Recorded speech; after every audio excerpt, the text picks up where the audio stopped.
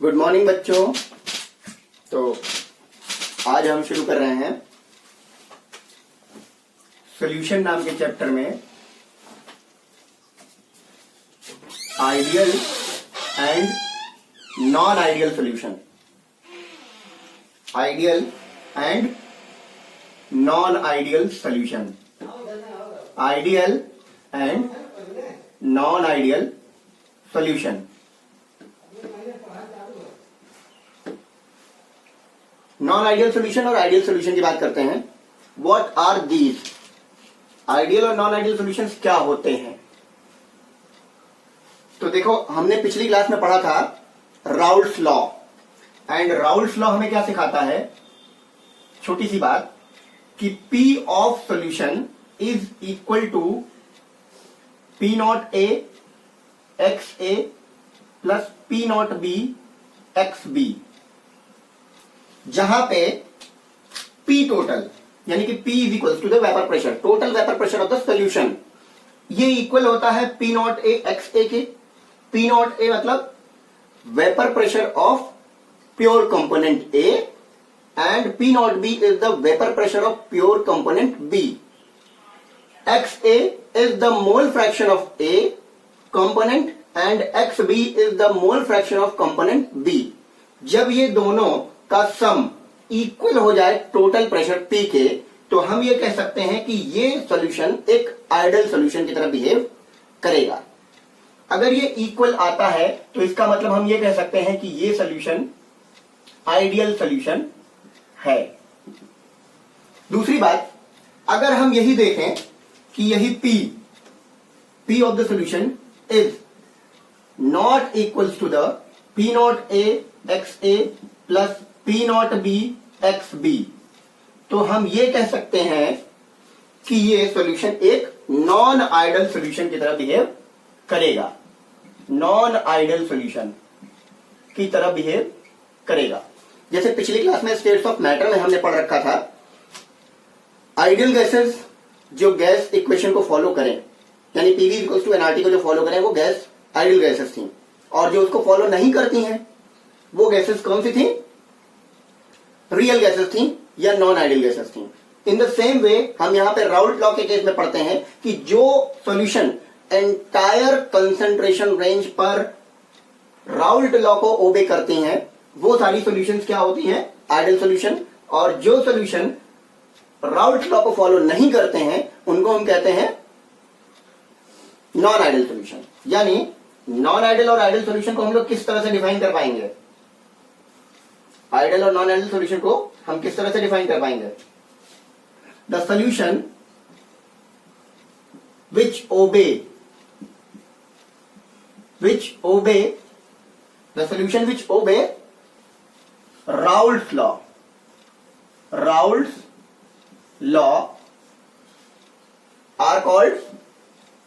are called ideal solution,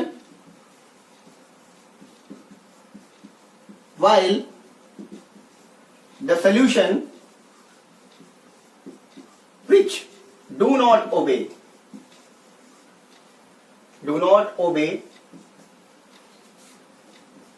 Raoult's law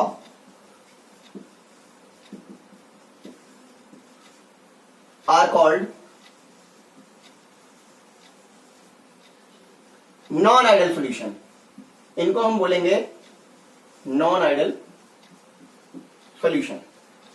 अब अगर हम इसको नॉन आइडियल सॉल्यूशन कहेंगे और इसको आइडियल सॉल्यूशन कहेंगे, तो नॉन आइडियल सॉल्यूशन जो हमारे पास है ये है नॉन आइडियल और ये है हमारे पास आइडियल सॉल्यूशन।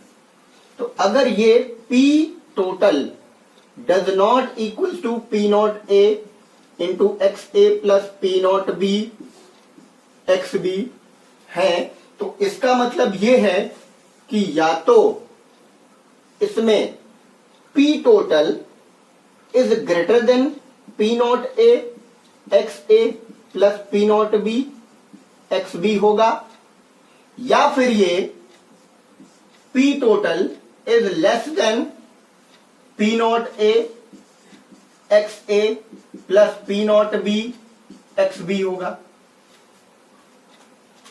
तो इसका मतलब हमने ये सीखा कि पी टोटल अगर इसके बराबर नहीं है तो या तो ये पी टोटल इसके सम के ज्यादा होगा या तो इसके सम से कम होगा। तो अगर ये पी टोटल इससे ज्यादा है तो ये कहलाएगा, तो ये सॉल्यूशन शो करेगा shows positive deviation from Raoult's law.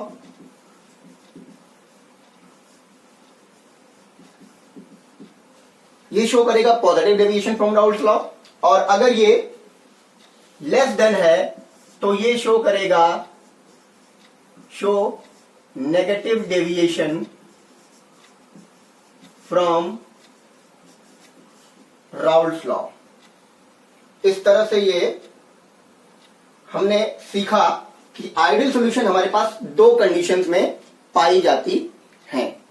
अब हम आइडियल और नॉन आइडियल सॉल्यूशन की कुछ प्रॉपर्टीज सीखते हैं कि हम कैसे कह सकते हैं कि ये सॉल्यूशन राउल्ट लॉ को फॉलो कर रहा है और ये सॉल्यूशन राउल्ट लॉ को फॉलो नहीं कर रहा है। उसके लिए हमें सॉल्यूशंस के बीच के जो सोल्यूट और सॉल्वेंट मॉलिक्यूल्स होते हैं उनके बीच का इंटरेक्शन पता करना पड़ेगा, उनके बीच एंथैल्पी चेंज पता करनी पड़ेगी और उनके बीच वॉल्यूम चेंज पता करना पड़ेगा, जिस बेसिस पर हम ये कह सकें कि हाँ ये particular solution is ideal solution और वो particular solution is non ideal solution. और उस सॉल्यूशन में भी, नॉन आइडियल सॉल्यूशन में भी कौन सा पॉजिटिव डेविएशन शो करेगा और कौन सा नेगेटिव डेविएशन शो करेगा। तो इसके लिए हम क्या करते हैं, सबसे पहले हम एक कंटेनर लेंगे, कंटेनर लेके हम उसमें सोल्यूट और सॉल्वेंट मॉलिक्यूल को लेंगे। ये हमारे पास कंटेनर है, इसमें हम दो तरीके का सोल्यूट सॉल्वेंट, दो डिफरेंट कंपोनेंट लेते हैं, सोल्यूट और सॉल्वेंट। ये मेरा ब्लू कलर से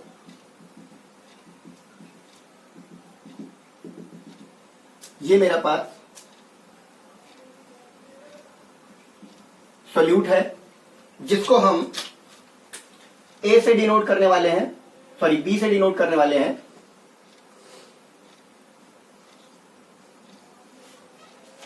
और ये मेरे पास सॉल्वेंट है ग्रीन कलर में,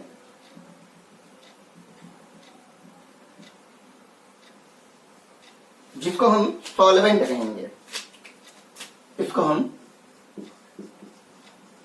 सॉल्वेंट कहेंगे, जिसको हम ए से डिनोट करने वाले हैं। तो अब अगर देखिए जरा इस सॉल्यूशन को मिक्स करने से पहले अगर मैं यहां पे मैंने बी भर रखा था और यहां पे मैंने ए भर रखा था,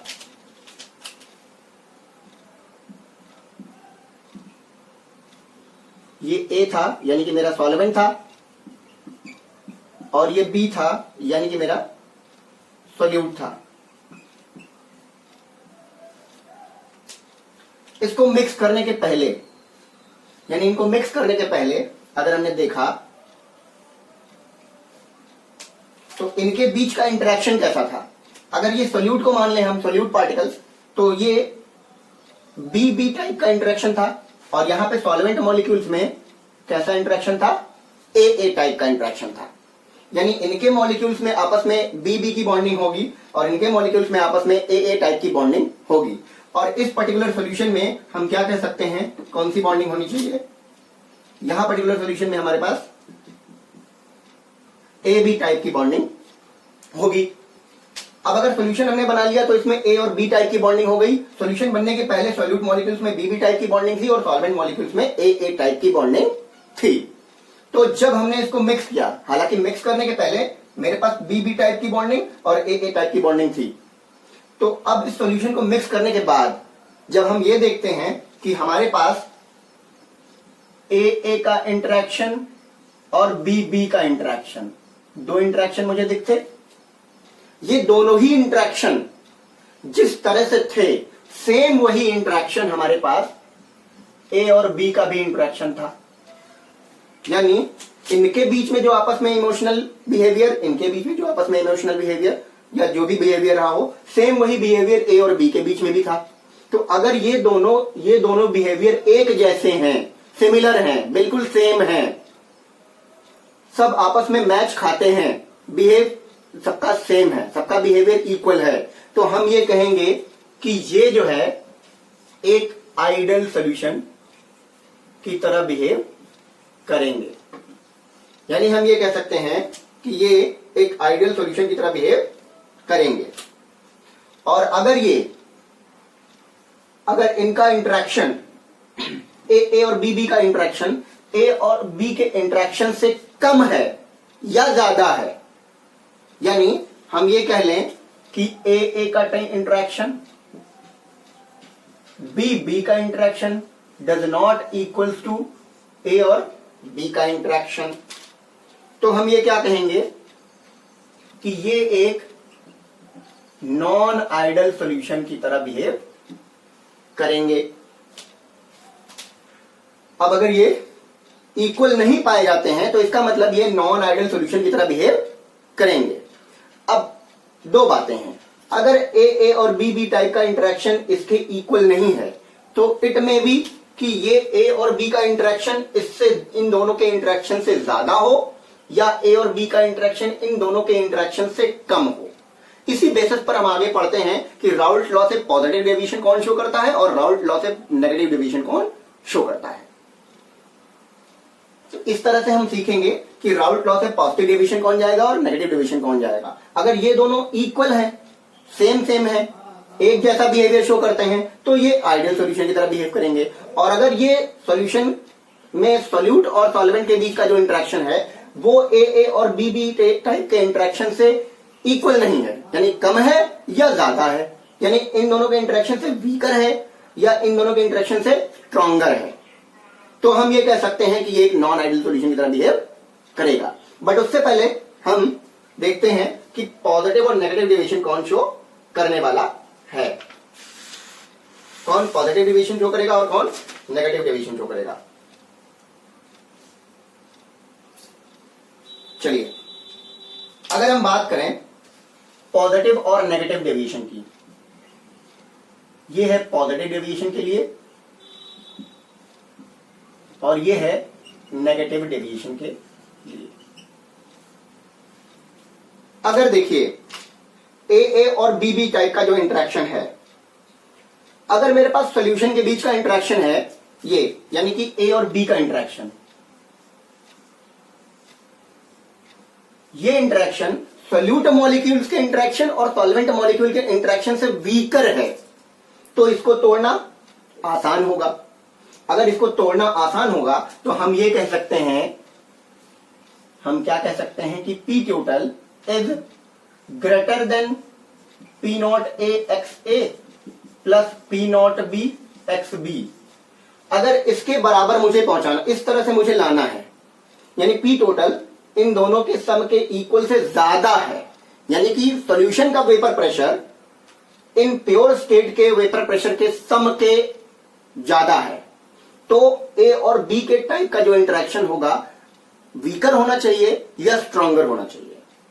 देखो, अगर ये ए और बी के टाइप का इंटरेक्शन वीकर हुआ तो इस बॉन्ड को तोड़ना आसान होगा, और बॉन्ड को तोड़ना आसान होगा यानी बॉन्ड तोड़ना आसान होगा तो वेपर्स ज्यादा बनेंगी, और अगर वेपर्स ज्यादा बनेंगी तो वेपर प्रेशर ज्यादा होगा। जब वेपर प्रेशर सॉल्यूशन का ज्यादा होगा तभी P total is greater than P naught A x और P naught B x B के जैसा होगा।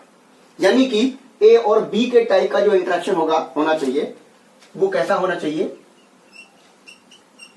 Weaker then A and B interaction.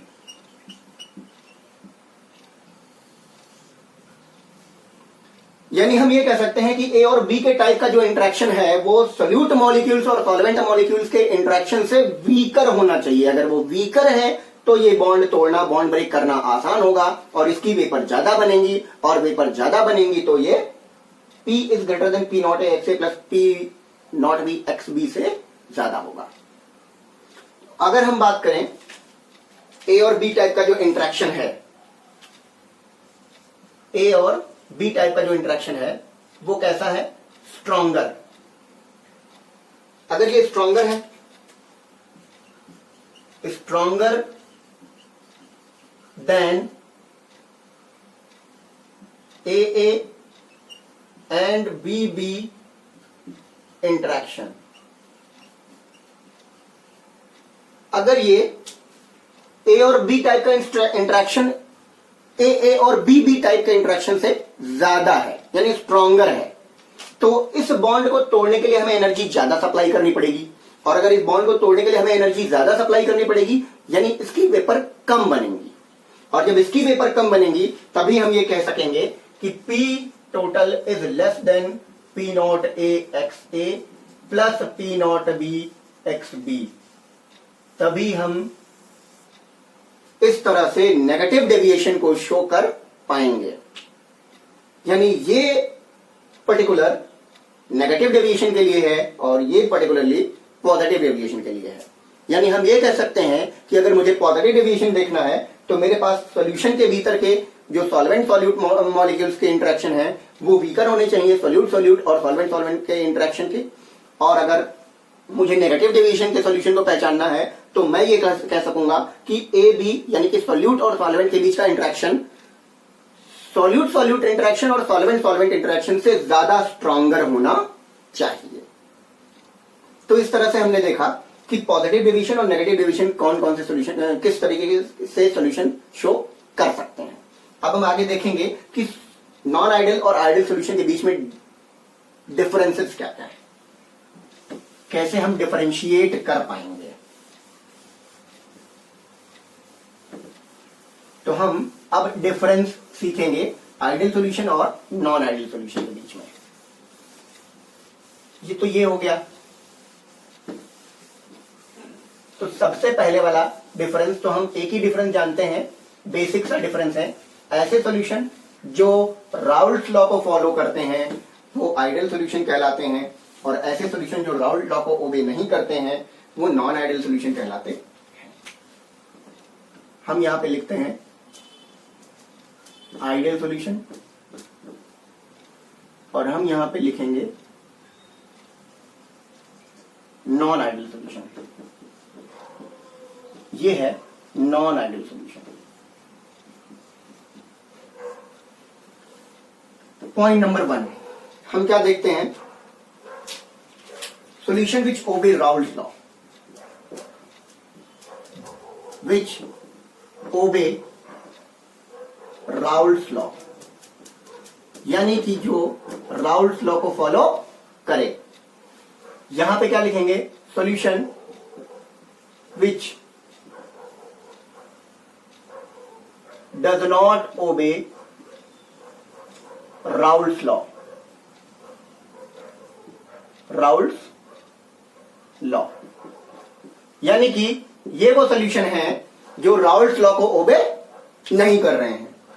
यानी कि हम ये कहें कि P is equals to P naught A x A plus P naught B x B, यानी इस फॉर्मूले को आइडियल सॉल्यूशन फॉलो करते हैं। और हम यहां पे कह सकते हैं कि P total is not equals to does not equals to P A x A plus P naught B x B. P total does not equals to P naught A x A plus P naught B x B, यानी कि ये solution इसके equal, इस solution का vapour pressure इनके equal नहीं है। दूसरी चीज क्या है, यानी हम यहां पे कह सकते हैं कि delta H mixing and delta V mixing, delta V mixing is equals to 0, but here delta V mixing does not equals to 0। यानी अगर डेल्टा V मिक्सिंग यानी कि अगर हम V1 प्लस V2 को मिक्स करें, V1 is a solute and V1 is a solvent and V2 is a solute, अगर हम दोनों को मिक्स करें तो मिक्स करते हुए हम क्या देखेंगे कि सॉल्यूशन का वॉल्यूम न बढ़ेगा न कम होगा, बिल्कुल उन दोनों के सम के इक्वल आएगा, यानी V1 plus V2 is equal to delta V। तो अगर हम ये कह सकते हैं कि डेल्टा V मिक्सिंग यानी कि मिक्स करने के बाद सॉल्यूशन का वॉल्यूम न घट रहा है न बढ़ रहा है, तो हम ये कह सकते हैं कि delta V mixing is what 0। और ये या तो घटेगा या तो बढ़ेगा। दूसरी चीज, अगर हम ये कहें कि सॉल्यूशन को मिक्स करने पर एंथैल्पी चेंज यानी delta H is equal to 0 आ रहा है, एंथैल्पी चेंज करने पर, ना तो रिएक्शन एक्सोथर्मिक है ना तो रिएक्शन एंडोथर्मिक है, तो डेल्टा एच मिक्सिंग क्या होगा? 0। और यहां पे हम क्या कह सकते हैं कि delta H mixing does not equal to 0, यानी डेल्टा एच मिक्सिंग क्या है? 0 नहीं है। तो हम इसमें डेल्टा एच मिक्सिंग यानी कि रिएक्शन या तो एक्सोथर्मिक हो जाएगी या तो एंडोथर्मिक हो जाएगी। नेक्स्ट चीज, अगर हम इन दोनों कंपोनेंट में कहें कि डेल्टा एस यानी कि एंट्रोपी चेंज, एंट्रोपी चेंज दोनों सॉल्यूशन को मिक्स करने पर एंट्रोपी चेंज इसके लिए और इसके लिए दोनों के लिए बराबर है, यानी delta S is greater then 0 ideal solution के लिए भी है और delta S is greater then 0 non ideal solution के लिए भी है।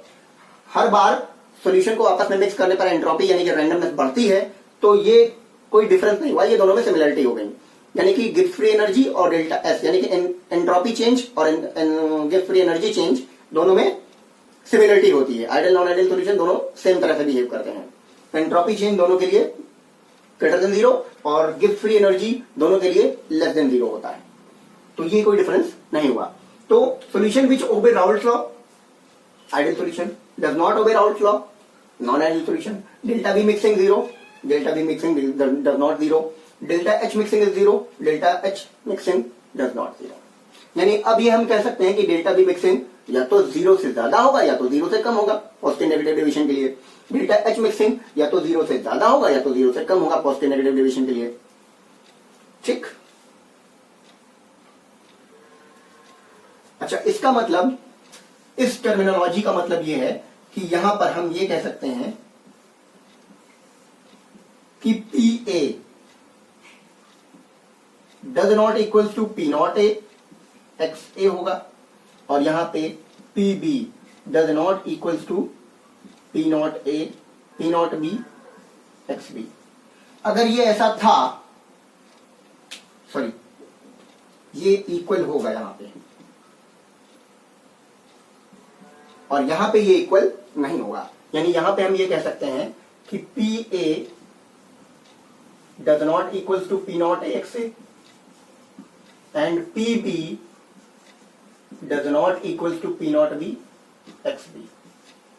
अगर ये दोनों इक्वल नहीं थे तभी तो इनका सम इक्वल नहीं आया, या तो ज्यादा आएगा या तो कम आएगा। अब चलिए इसके बाद हम इसका ग्राफ देख लेते हैं, पॉजिटिव नेगेटिव डिवीजन के लिए इनका ग्राफ क्या होता है। हम ये कहें कि अगर डेल्टा वी मिक्सिंग 0 से ज्यादा है तो ये पॉजिटिव डिवीजन शो करेगा, अगर डेल्टा वी मिक्सिंग 0 से कम है तो वो नेगेटिव डिवीजन शो करेगा। हम ये कह सकते हैं कि डेल्टा एच अगर 0 से ज्यादा है तो ये पॉजिटिव डिवीजन शो करेगा और अगर डेल्टा एच मिक्सिंग 0 से कम है, लेस देन है, तो ये एक नेगेटिव डिवीजन शो करेगा।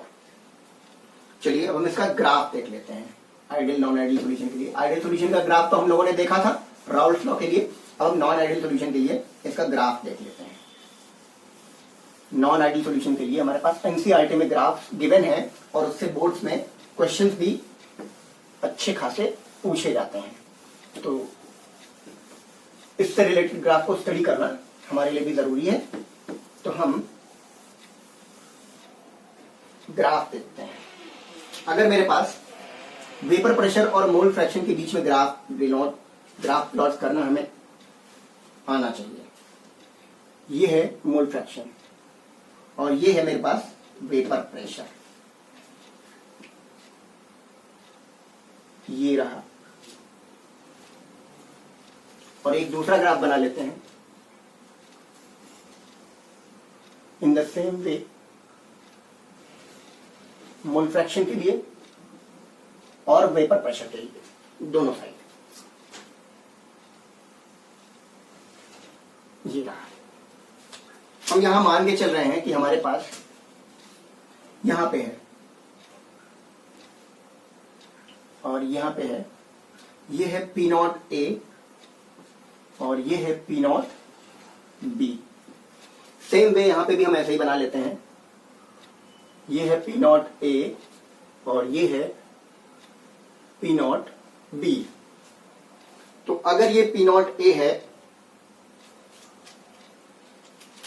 तो हम पी नॉट ए और पी नॉट बी से क्या समझते हैं? पी नॉट ए और पी नॉट बी का मतलब होता है पी नॉट ए यानी कि vapour pressure of pure component in the solution, और पी नॉट बी का मतलब क्या होता है? Vapour pressure of pure component B in the solution. तो अब हम देखते हैं, यहां पर होगा x A is equal to 1 क्योंकि ये पी नॉट ए फुल्ली है, और यहां पे x A is equal to 0, तो यहां पे x B is equal to 0 और यहां पे x B is equal to 1। यहां पे भी हम कह सकते हैं कि x A is equal to 1 और x B is equal to 0, और यहां पे x A is equal to 0 और x B is equal to 1। तो जैसा कि हमने राउल्ट लॉ में पढ़ा था, राउल्ट लॉ में वो क्या था मेरे पास कि अगर ये पी नॉट ए है तो इसको हम स्ट्रेट लाइन में ऐसे मिला दें और इसको स्ट्रेट लाइन में ऐसे मिलाते हैं। यहां पे हमने मान के चला है कि P not be is greater then P not A, यानी प्योर स्टेट में पी नॉट बी का वेपर प्रेशर प्योर स्टेट में पी नॉट ए के वेपर प्रेशर से ज्यादा है। आप इसका ऑपोजिट भी मान सकते हैं। अब हम इन दोनों को मैच कर देते हैं यानी मिला देते हैं। ये हो गया सॉल्यूशन का वेपर प्रेशर। ये स्ट्रेट लाइन गई है पी नॉट बी के लिए, तो हम ये क्या कह सकते हैं, ये पी नॉट, ये पी बी है, और ये स्ट्रेट लाइन गई है पी ए के लिए, तो हम ये क्या कह सकते हैं, ये पी बी है। यानी कि हम ये कह सकते हैं कि P B is equal to P not B x B and P B P A, sorry P A, और ये भी पी ए है, P A, P not A x A, और ये P B is equal to P not B x B. तो अब मेरे पास अगर पी सॉल्यूशन होगा यानी पी टोटल होगा तो it will be equal to P A plus P B, यानी कि P not A x A plus P not B x B. ये था राउल्ट्स लॉ को ओबे करने वाला आइडियल सॉल्यूशन। ये राउल्ट्स लॉ को ओबे करने वाला आइडियल सॉल्यूशन था। अगर हमें इसे पॉजिटिव डेविएशन में शो कराना है यानी पॉजिटिव डेविएशन दिखाना है, यानी कि ये जो टोटल पी प्रेशर होगा उसका सॉल्यूशन का वेपर प्रेशर ज्यादा होगा आइडियल से, यानी कि अब हम क्या लिख सकते हैं कि मेरे पास यहां पे जो ग्राफ प्लॉट करना है वो एक non ideal solution with positive deviation from Raoult's law से है। तो अगर मुझे इस तरह से शो करना है तो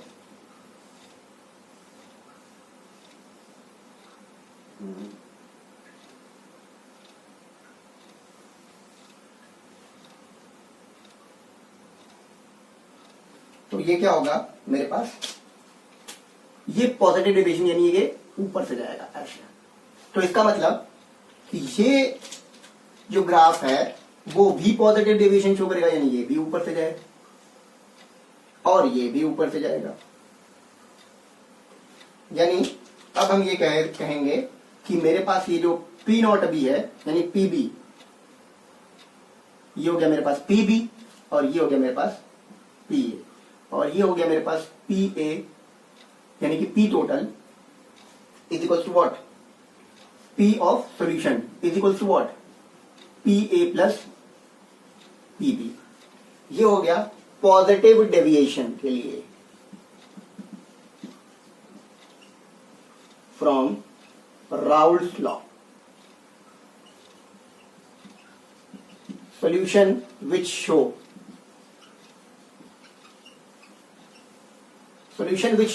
positive deviation from Raoult's law. अब यहां पे हम सेम प्रोसेस में ही ऐसे ही ग्राफ प्लॉट करेंगे नेगेटिव डेविएशन के लिए। ये हो गया मेरे पास नेगेटिव डेविएशन के लिए। अब इसको भी हम मिक्स कर दें, P of the solution, P of the solution के लिए अब ये नीचे से जाएगा पी टोटल के लिए, तो ये भी मेरे पास नीचे से जा रहा होगा और ये भी मेरे पास नीचे से जा रहा होगा। यानी कि अब ये होगा P, ये हो गया PB, ये हो गया PA और ये हो गया P टोटल, यानी P of solution is equals to PA plus PB। यानी कि अब हम ये कह सकते हैं कि यहां पर ये PA और P प्लस B PA और PB के इक्वल है, जो कि डज नॉट है। ये ना तो ये इक्वल है और ना तो ये इक्वल है, ये दोनों ही एक दूसरे के इक्वल नहीं है। अब हम ये कहेंगे कि solution which show negative deviation from Raoult's law, ये है एक ऐसा सॉल्यूशन जो राउल्ट्स लॉ से नेगेटिव डेविएशन शो कर रहा है, और ये एक ऐसा सॉल्यूशन जो राउल्ट्स लॉ से पॉजिटिव डेविएशन शो कर रहा है। पॉजिटिव नेगेटिव डेविएशन कैसे शो करेंगे? जब हम वेपर प्रेशर, जब सॉल्यूशन का वेपर प्रेशर ज्यादा हो जाएगा पी टोटल से, तो ये पॉजिटिव डेविएशन शो करेगा, और जब टोटल प्रेशर का सॉल्यूशन लेस हो जाएगा, वेपर प्रेशर लेस हो जाएगा, तो ये शो करेगा negative deviation from the Raoult's law. अब इस तरह से हमने देखा कि राउल्ट्स लॉ से पॉजिटिव डेविएशन शो करने वाले कुछ सॉल्यूशंस हैं और राउल्ट्स लॉ से नेगेटिव डेविएशन शो करने वाले भी कुछ सॉल्यूशंस हमारे पास हैं। अगर हम एग्जांपल्स देखते हैं कि पॉजिटिव डेविएशन और नेगेटिव डेविएशन कौन कौन से होते हैं, यानी कि हम ये सीखेंगे कि हमारे पास ऐसे कौन से सॉल्यूशन हैं जो पॉजिटिव डेविएशन शो करेंगे और जो नेगेटिव डेविएशन शो करेंगे। चलिए एक एक करके हम दोनों को ही डिस्कस करते हैं।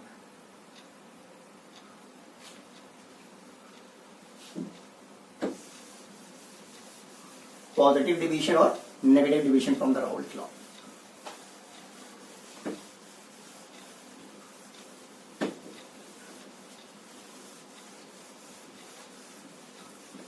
आइडियल और नॉन आइडियल सॉल्यूशन के एग्जांपल्स क्या हैं?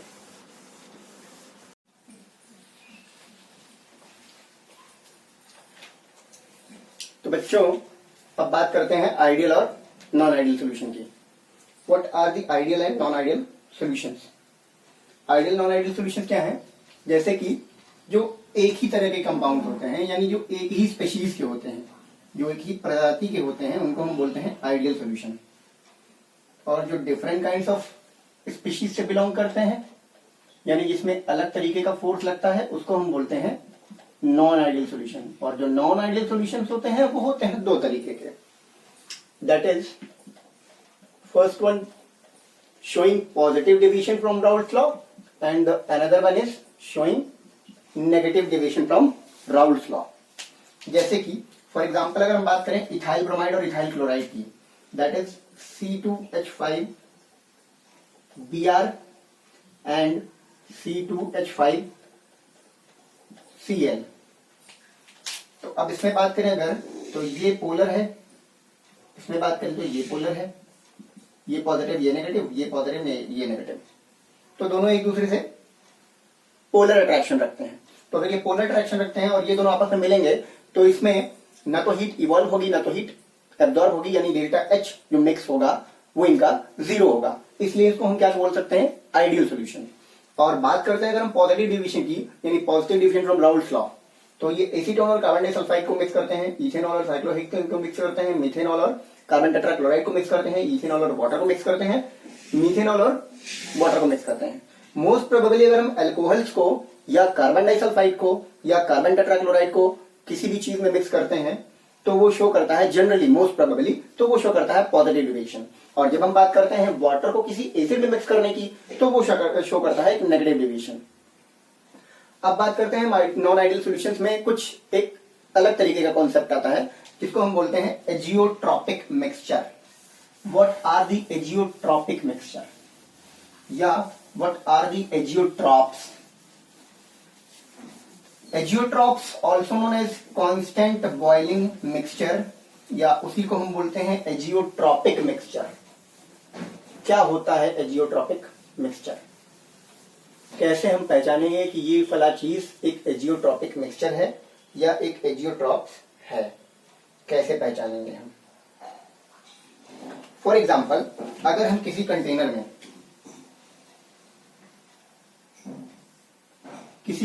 में दो कंपोनेंट ले लें, दो कंपोनेंट बोले तो एक हम भर रहे हैं इथेनॉल और दूसरा हम भर रहे हैं बेंजीन। ये जो है ये मेरा है इथेनॉल और दूसरा है जो मेरा वो कहलाएगा बेंजीन। दोनों का हमने मिक्सचर ले लिया, ये हो गया बेंजीन। बेंजीन और इथेनॉल को हमने मिक्स कर लिया। अब जो हमारे पास बेंजीन है, बेंजीन का जो बॉइलिंग पॉइंट होता है, यानी कि boiling point of benzene, that is what 80 degree centigrade. और जो इथेनॉल का बॉइलिंग पॉइंट होता है वो मेरे पास है 78 डिग्री सेंटीग्रेड। ध्यान से देखिएगा, अगर ये दोनों 78 डिग्री सेंटीग्रेड और ये 80 डिग्री सेंटीग्रेड हैं, तो क्या होगा कि जब हम इसको बॉईल करेंगे एक कॉम्पोजिशन में, फिक्स कॉम्पोजिशन में लेकर के अगर हम इसको बॉईल करेंगे, तो सबसे पहले बॉईल कौन होना चाहिए? जिसका बॉइलिंग पॉइंट कम हो, यानी 78 डिग्री पे अगर इथेनॉल बॉईल कर रहा है तो ये बॉईल करेगा। और उसके बाद जस्ट बाद में बेंजीन, ये भी बॉईल करने लगेगा, ये भी, इसके भी वेपर बनने लगेंगे। अगर हम एक फिक्स कॉम्पोजिशन ले लें, एक फिक्स कॉम्पोजिशन ले लें, तो क्या होगा कि इन दोनों को अगर हम फिक्स कॉम्पोजिशन में ले लें और इस लिक्विड को हीट करें, लिक्विड मिक्सचर को हीट करेंगे, तो दोनों के वेपर एक साथ बनने लगते हैं। इसका मतलब है कि ये दोनों कंपोनेंट इन द सॉल्यूशन, इनके मोल फ्रैक्शन यानी कि इनके जो पार्टिकल्स हैं वैसे ही लिक्विड फेज में है जैसे कि वेपर फेज में है। तो अगर वेपर फेज में और लिक्विड फेज में इनका कॉम्पोजिशन फिक्स्ड है तो इनको सेपरेट कर पाना मुश्किल है। अदरवाइज क्या होता कि हम इसको बॉईल करते, इथेनॉल को बॉईल करते, पहले ये बॉईल होता और ये बॉईल होकर के एक दूसरे कंटेनर में इसको हम ले लेते और उसके बाद थोड़ा और टेम्परेचर बढ़ाते तो ये बॉईल होता, वरना ये ऑलरेडी सेपरेट हो चुका होता। क्योंकि अगर 78 डिग्री सेंटीग्रेड इथेनॉल का बॉइलिंग पॉइंट है तो पहले बॉइलिंग पॉइंट किसका आएगा? इथेनॉल का। ये बॉईल करेगा, इवेपोरेट होगा, इवेपोरेट होकर के बाहर जाएगा और उसको हम दूसरे कंटेनर में कंडेंस करके वापस रख लेंगे। तो ये सेपरेट हो सकता था। इस प्रोसेस को हम लोग बोलते हैं पहले इवेपोरेशन देन कंडेंसेशन। इस प्रोसेस को हम लोग बोलते हैं डिस्टिलेशन प्रोसेस। तो ऐसा कोई सब्सटेंस या ऐसा कोई मॉलिक्यूल या ऐसा कोई मिक्सचर या सॉल्यूशन जिसको हम डिस्टिलेशन के प्रोसेस के थ्रू सेपरेट कर सकें। बट अगर हम किसी प्रोसेस को डिस्टिलेशन के थ्रू सेपरेट नहीं कर सकते हैं तो इसका मतलब कि उसके मॉलिक्यूल्स के जो मोल फ्रैक्शंस हैं वो लिक्विड फेज में और वेपर फेज में, यानी कि बॉइलिंग मिक्सचर में, सॉल्यूशन में, लिक्विड फेज में दोनों के मॉलिक्यूल के मोल फ्रैक्शंस और वेपर फेज में दोनों फेज में सेम या इक्वल नहीं है, तो हम उसे डिस्टिलेशन प्रोसेस के थ्रू सेपरेट कर पाएंगे। बट अगर दोनों ही फेज में ये सिमिलर हैं, एक जैसे हैं, एक साथ हैं, तो फिर एक साथ बॉईल करेंगे और एक साथ इवेपोरेट होंगे। अगर दोनों ही मोल फ्रैक्शंस एक साथ इवेपोरेट कर रहे हैं, इसका मतलब इन दोनों के मिक्सचर में दोनों का बॉइलिंग पॉइंट लगभग ऑलरेडी एक जैसा ही है। इसे देखें,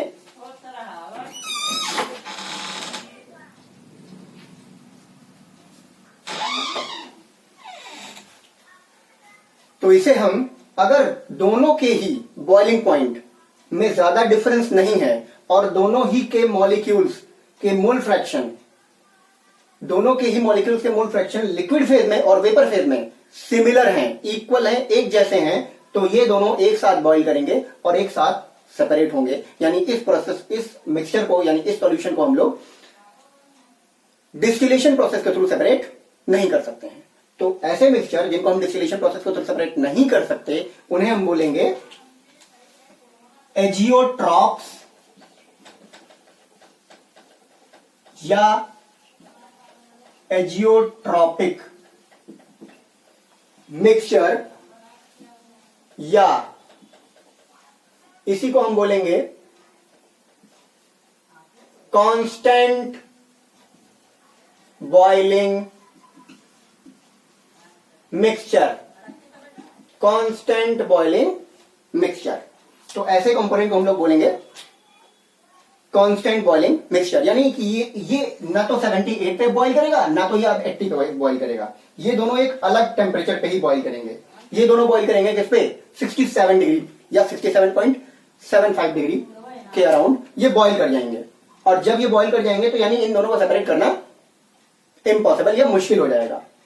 तो ऐसे मिक्सचर जो एक कांस्टेंट बॉइलिंग पॉइंट पर बॉईल होते हैं, यानी दोनों को डिस्टिलेशन प्रोसेस के थ्रू या फ्रैक्शनल डिस्टिलेशन के प्रोसेस के थ्रू सेपरेट नहीं किया जा सकता है, ऐसे मिक्सचर को हम लोग बोलते हैं एजियोट्रॉपिक मिक्सचर या एजियोट्रॉप्स। तो अब बात करते हैं कि अगर बॉइलिंग पॉइंट और वेपर प्रेशर में रिलेशन देखा जाए तो boiling point is inversely proportional to the vapour pressure. अगर हम बात करें बॉइलिंग पॉइंट की तो boiling point is what? Boiling point एक ऐसा टेम्परेचर है जिस टेम्परेचर पर लिक्विड का प्रेशर एक्सटर्नल प्रेशर के इक्वल हो जाए, यानी the temperature at which the pressure of liquid is equals to the external pressure, this temperature is known as what? Boiling point. अब बताएं कि बॉइलिंग पॉइंट अगर ज्यादा होगा तो वेपर कम बनेगी या फिर ज्यादा?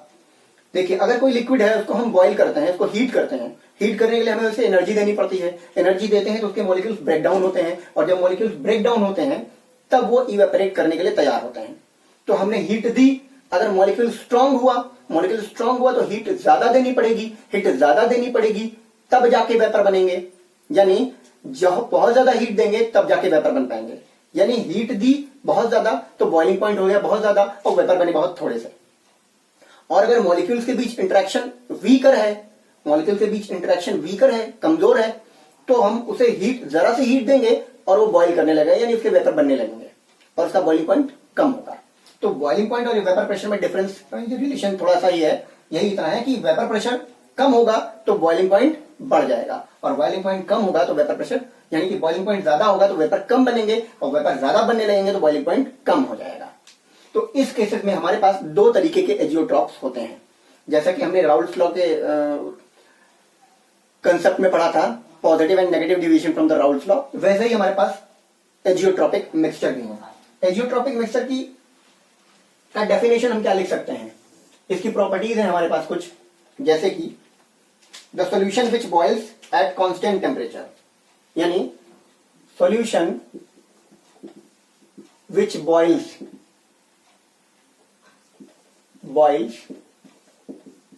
at constant temperature, the solution which boils at constant temperature without any change in composition, without any change in composition, यानी बिना कॉम्पोजिशन चेंज हुए अगर ये सॉल्यूशन एक फिक्स्ड बॉइलिंग पॉइंट पर बॉइल होता है तो ये सॉल्यूशन एक एजियोट्रॉपिक सॉल्यूशन या एजियोट्रॉपिक मिक्सचर कहलाएगा। तो इसका मतलब जाहिर सी बात है कि हमारा जो आइडियल सॉल्यूशन होगा वो एक कांस्टेंट बॉइलिंग पॉइंट पे तो दोनों ही सॉल्यूशन बॉइल होंगे नहीं, तो कभी भी आइडियल सॉल्यूशन एक एजियोट्रॉपिक मिक्सचर या एजियोट्रॉपिक सॉल्यूशन नहीं हो सकता। तो अगर आइडियल सॉल्यूशन एजियोट्रॉपिक मिक्सचर नहीं हो सकते हैं तो जाहिर सी बात है हमारे पास जो नॉन आइडियल सॉल्यूशंस हैं वही एजियोट्रॉपिक मिक्सचर होंगे। तो हमारे पास जो नॉन आइडियल सॉल्यूशंस हैं वही एजियोट्रॉपिक मिक्सचर हो सकते हैं। दूसरा चीज क्या है कि this mixture can not be separated by fractional distillation,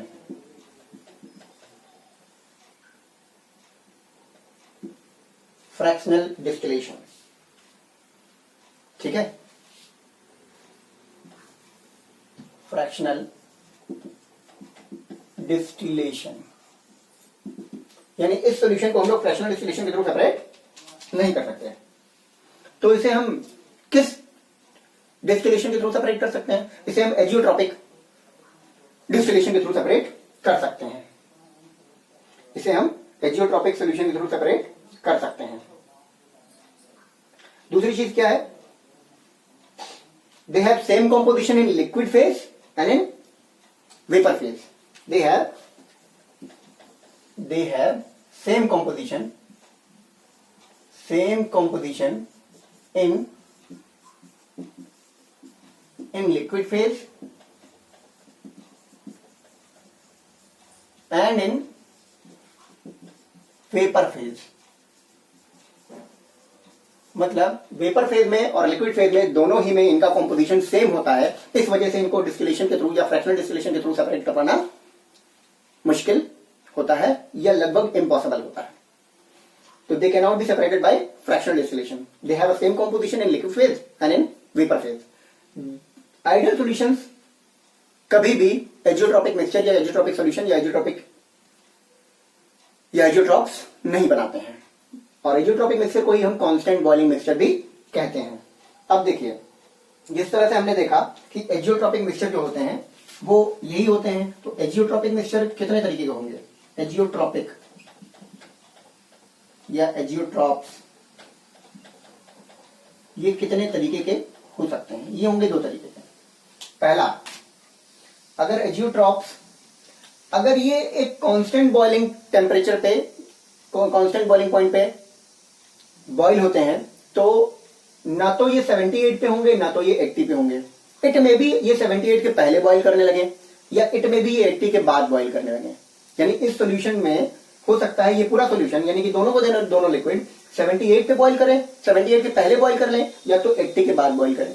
तो अगर ये 78 के पहले बॉइल कर रहे हैं यानी अपने मिनिमम बॉइलिंग पॉइंट से भी कम पे बॉइल कर रहे हैं, इन दोनों लिक्विड का जो मिनिमम बॉइलिंग पॉइंट है उससे भी कम टेम्परेचर पे बॉइल करेंगे, तो इनको हम बोलेंगे मिनिमम बॉइलिंग एजियोट्रॉप.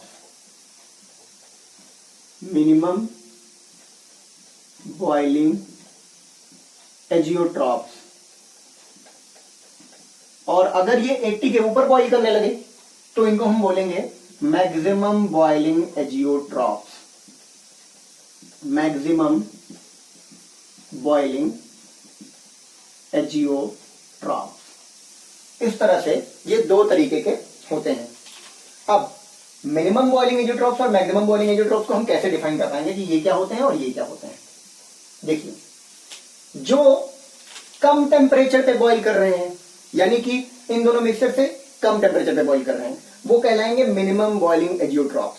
जरा ध्यान दीजिए, जब राउल्ट्स लॉ हम लोग पढ़ रहे थे तो उसमें मैक्सिमम डेविएशन यानी कि पॉजिटिव डेविएशन और नेगेटिव डेविएशन तरीके के दो चीजें, दो नॉन आइडियल सॉल्यूशन में हम लोग दो चीजें पढ़े थे.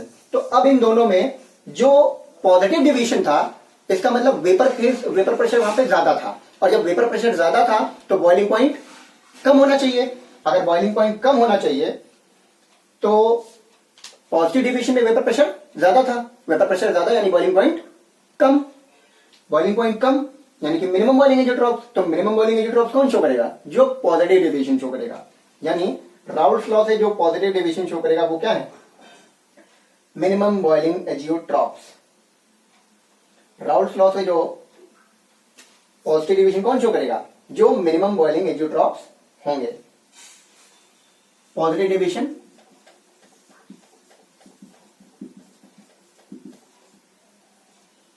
From Raoult's law. ये वही सॉल्यूशंस हैं जो मिनिमम बॉइलिंग एजियोट्रॉप्स होंगे. और जब हम नेगेटिव डेविएशन की बात करें तो वहां पे वेपर प्रेशर कम बनती थी. वेपर प्रेशर कम बनेंगी इसका मतलब बॉइलिंग पॉइंट ज्यादा होगा, और जब बॉइलिंग पॉइंट ज्यादा होगा तो यानी कि जो नेगेटिव डेविएशन वाले होंगे, नेगेटिव डेविएशन वाले जो होंगे वो क्या शो करेंगे? Negative deviation from Raoult's law. ये वो मिक्सचर है या वो सॉल्यूशन है जो मैक्सिमम बॉइलिंग एजियोट्रॉप्स कहलाएंगे. तो आज के लिए इतना ही रखते हैं. नेक्स्ट क्लास में हम लोग पढ़ेंगे कॉलिगेटिव प्रॉपर्टीज.